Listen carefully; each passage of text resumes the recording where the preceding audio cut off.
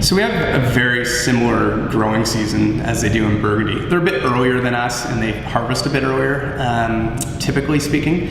But what I would say is that one thing we have very much in common is our soil structure. And the soils here, we're on clay-based soils, but there's a lot of limestone in a lot of the benchland areas where most of the Pinot Noir is grown in Niagara. And in Prince Edward County, they have rich limestone soils. So Pinot is very good at translating soil into a finished wine. So you tend to see those nuances of soil structure across a vineyard. Even in our own vineyard here, we have 3 or 4 different soil types, and we see very different wines that come out of that soil structure.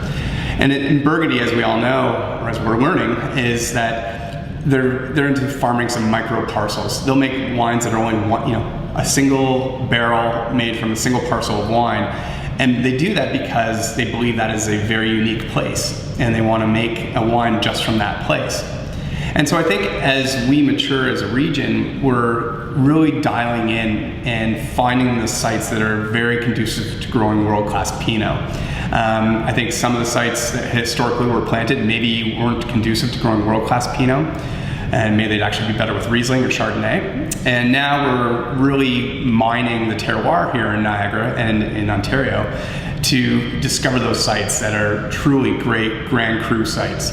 And as we see here in Niagara, there is some nice sloping vineyard land. Typically in Burgundy, the best part of the slope on the Côte d'Or is that middle band of the slope. It tends to have thinner soils, but not too thin to grow, and they're not too rich like down in the bottom valley floors.